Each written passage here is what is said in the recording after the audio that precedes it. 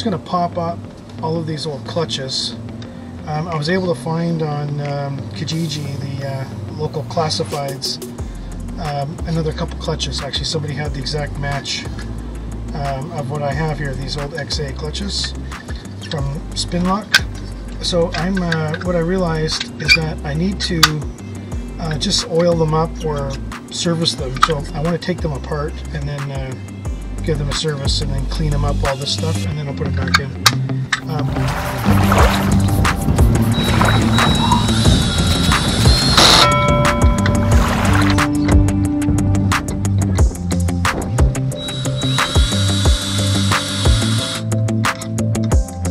Here is the clutches.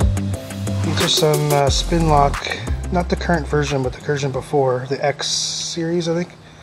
And there's been some oxidation of something on there, and I need to sand that down. Just they were getting stiff, and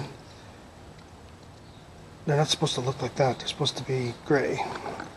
So where's the other one? Must be down here somewhere. So I've been soaking these. I soaked them in like a degreaser first, and then now for a couple days just in water, and I'm just trying to loosen up the silicone so I can get the silicone off. See, it's starting to come out here now.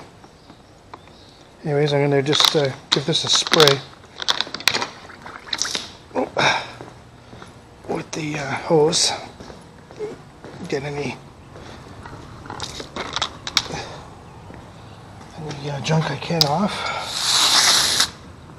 So I took one apart, and then I just had soap in there, soaking it. So one's in pieces, and then the other ones are all together. I didn't take them apart yet. Basically, I just want to clean them up and lube them so that they have a little bit more. They slide easier. They don't lock up. I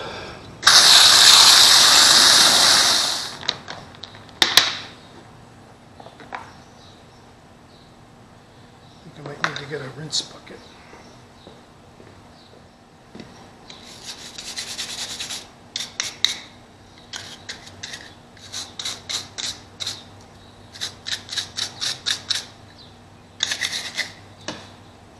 It's looking a lot better. I noticed that there was some corrosion on the aluminum parts, so there's some kind of reaction between that chemical. So I stopped. But basically these pieces here, so there's just like a little bump there. They come off, but it was something related to the degreaser on this part. And then, so I think it was like rusting, essentially. So I'm going to bring this over to the, you can see here, this little, is what I'm talking about, little piece there. It's just not smooth, there's a little bump. So I'm going to bring it over to the drill and see if I can scrape that off with the wire.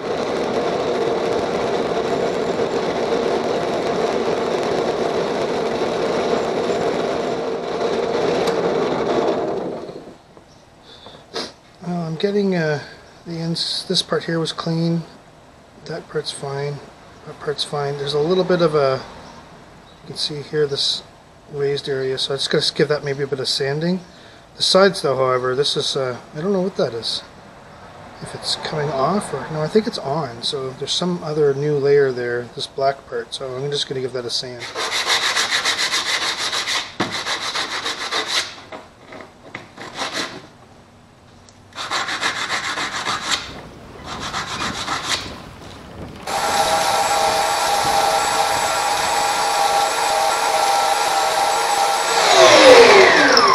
That's a lot better.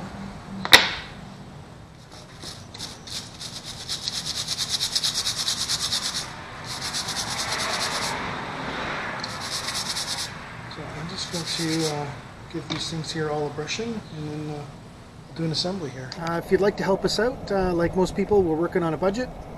We set up a Patreon page. If you'd like to join the crew, we could use some better camera equipment. That's what we're going to largely use that for, to help keep us supported making videos. And if you also, a big help would be to comment, hit the notification button, subscribe, and give us a thumbs up if you like these videos. Thank you. sure what the easiest way is. I'll probably put the sides on last, I would think. But basically these go here. This piece here.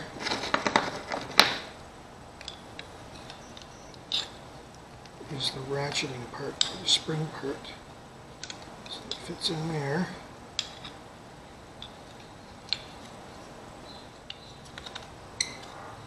There we go.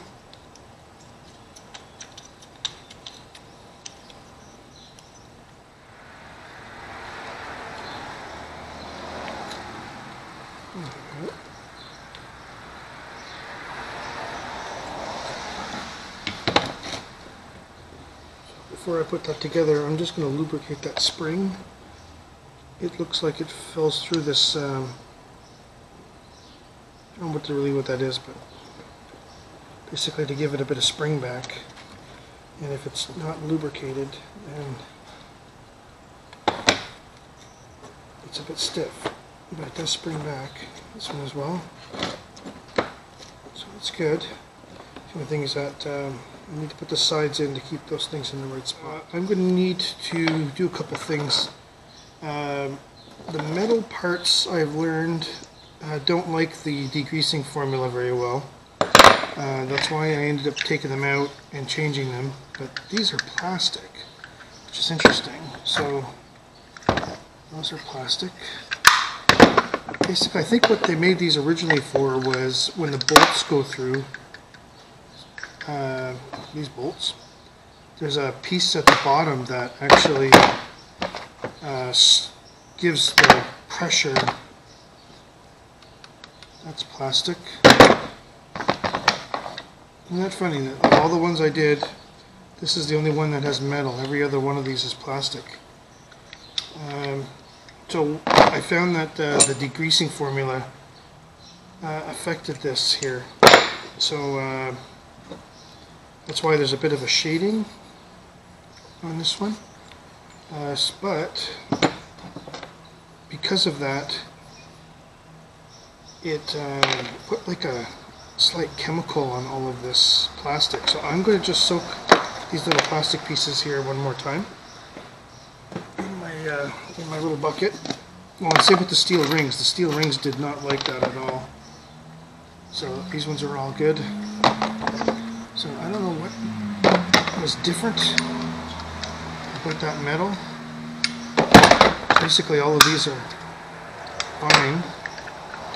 Like I can't feel anything. They actually cleaned up nicely, but this one here has like roughness to it on the inside. So I'm going to have to get my drill and then put like a little bit of sandpaper, I think, and then just have it go round and round and round and round, and then wobble that, because I can't get that in the other piece, in the wire brush.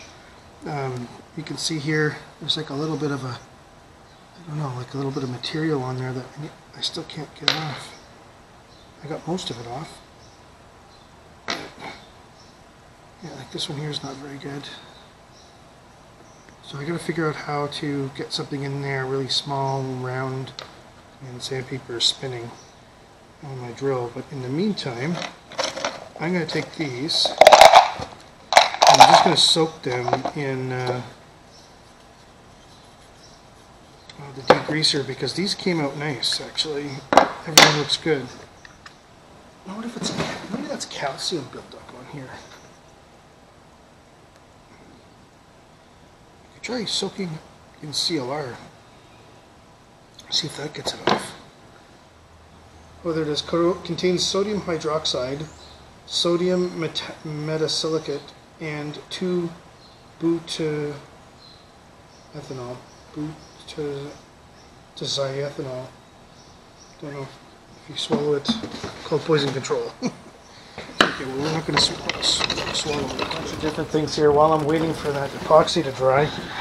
I had to hook up my mast lighting. So my mast has a little bit of wires coming out here. And then the way I designed this was I put a kind of like a bridge block together. So under here where I've pre-run my wires that go into the circuit boards here underneath the floor and all the way over. And then anytime I take the mast out, I basically just take this row out, and I've got a picture. But I also put some labels down here, so mid-lower light, anchor light, etc., etc. So I'm just going to turn these on and test them out here. So it just takes a couple of minutes. This one here is actually the Raymarine bridge block.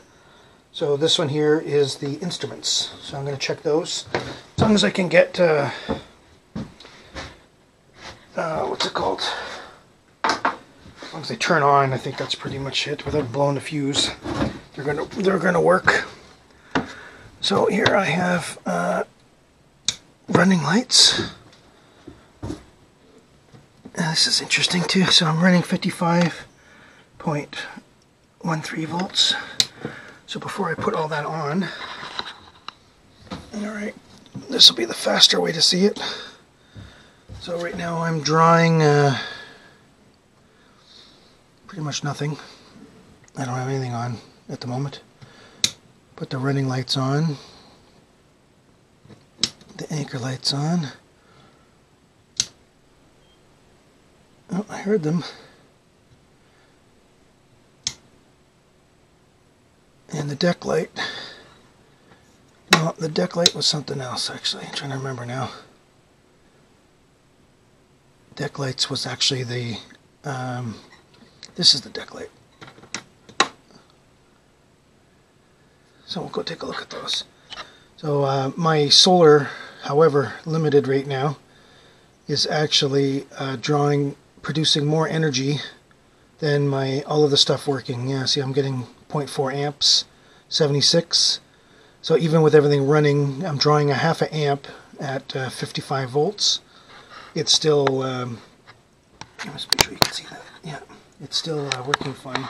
This last deck light, I just remembered, I put the deck lights over to a separate switch because I ran out of blocks, and then that one there is actually my chart plotter, but I don't have that hooked up here yet.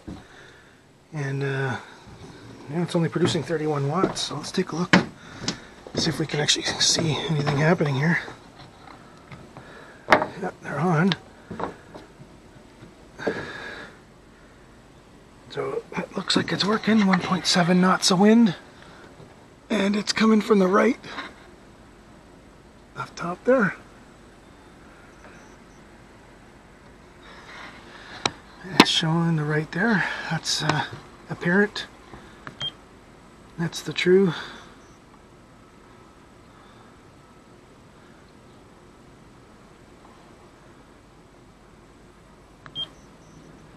I always sail to apparent wind, but yeah.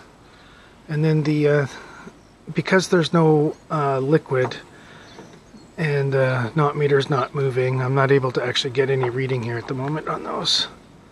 I just realized there's no chart speed. There we go. So that's working fine. But there's no chart plotter, so I don't have any GPS. So because there's no GPS, the Raymarine instrument can't get a speed over ground reading, which is different than boat speed. So they're just me spinning it there with my finger. We got 9.5 knots, so that's good. It's because it was on the speed over ground, it needs GPS, so we're all good. So I've got working gauges. Looking up, there's my deck lights. So they are in, and yeah, those guys hit him again. Oh, that sucks. So there's a lot more this way. Well, you know what? Maybe not. Hang on. Maybe I'm speaking too soon because I wanted one to cover the cockpit. Oh yeah, no, they're fine. One's forward, one's back.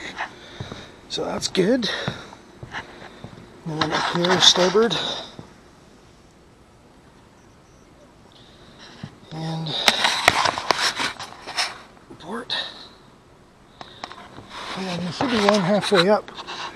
That should be lit, but I think I need to get down and walk a ways. If you look halfway up the mast, there is definitely a light there now, just above the spreaders. And you can see my port side indicator. That's great. Lighting success. Minus 11 amp hours. Alright, so I'm just going to run the motor here for a second. Yeah, I'm just checking to make sure that kind of things made sense. So it looks like we got 400 watts. That's about enough to do a knot boat speed. So just checking the gauges more than anything else. That's off the, I don't know what that's called, rotary tool. And I'm just getting rid of the rusting inside.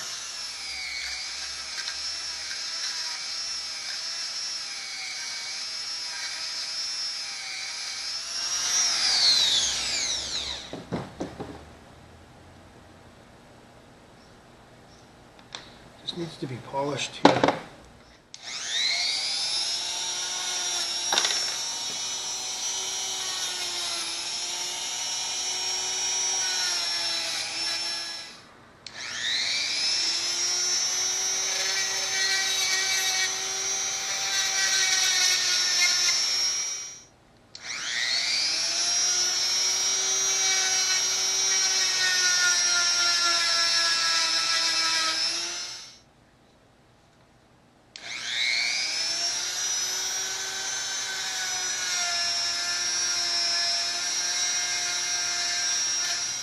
Couple here that are a bit rough, but that's on the outside, so that's going to get fitted in this groove. Nobody's going to see that.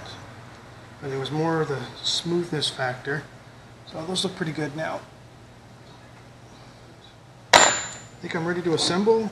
I just got most of it out. It's probably good enough. But these things are pretty easy to clean. Now that I've got this all cleaned up, it's like, you know, there's like a huge difference in terms of the usability of this. It's just snap and move really easily now. And then I've gotten all of the silicone off, so the last video I had this in pieces. Just going to do a quick assembly on this. It's actually, it just swings super easy, so I'm not really worried about this one. But I am going to spray it down with some Teflon afterwards. So I've been using this Captain Fab dry fill lubricant, which has got some Teflon in it. And then what I do is I basically, when I get it back together, I lift this up. There's a little hole here, and I spray in there, and it gets this whole area lubricated, which is needed. And yeah, this one's like super clean. So I just sort of work in reverse. Polish this up here quickly. So this is just the felt pad. And just give this clean on the inside.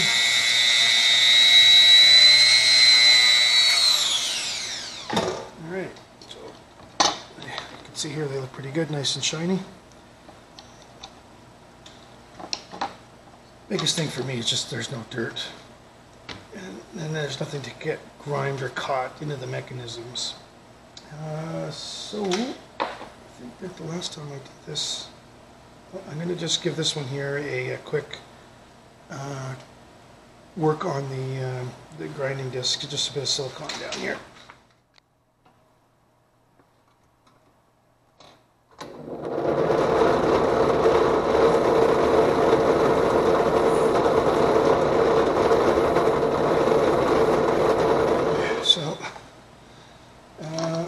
Take a look. This steel piece fits in the top one. This one here, it means the grooves you want on this side. So this slides in here next, and this here slides in next, and it's just missing its spring. So to get the spring in,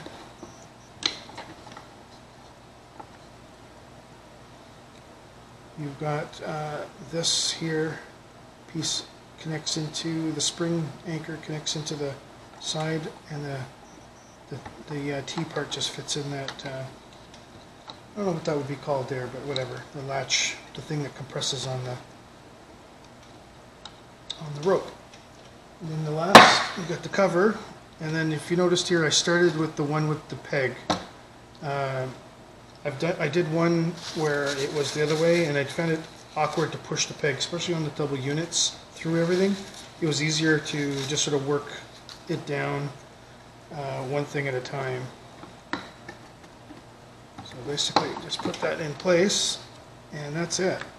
Give it a little squeeze to get the pieces in.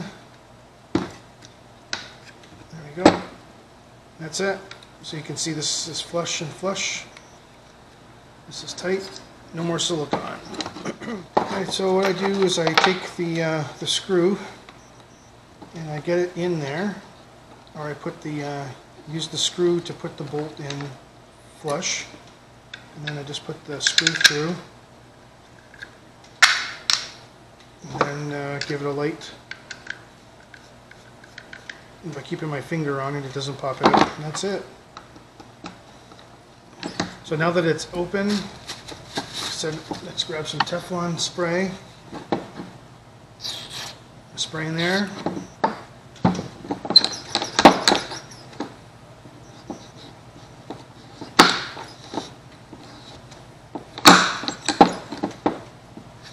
And then the other one is the spring.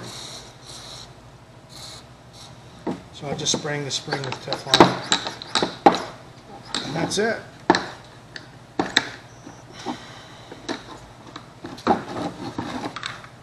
Done.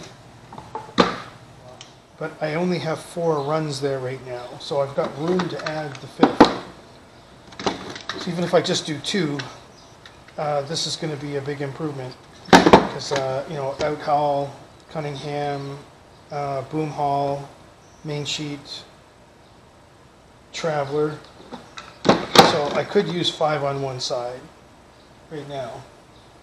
So that's why I was kind of debating what to do, and I'm not using the spinnaker pole yet here, so I haven't got all the mounts installed yet on the boat for the spinnaker pole. So when I get there, I'll have to give that some other consideration. So for now, I'm just going to carry on what I'm doing. And the traveler line here for the other side I had mounted on the deck, but I'm going to be moving it up to the top of the support there. And that's basically to give me some clearance with the rope, so I'm not going to chafe over on the deck cover here.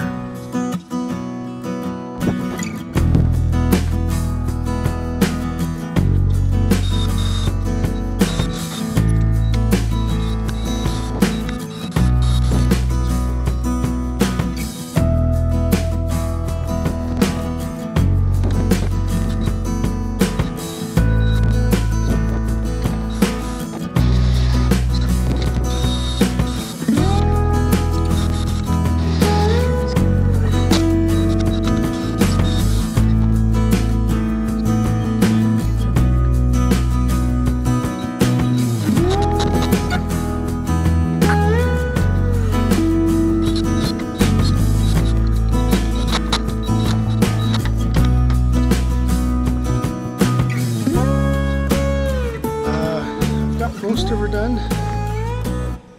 and yeah, so we're going in tomorrow. Hopefully there's no leaks, and if there is, I'm sure we'll deal with whatever it is. So away we go.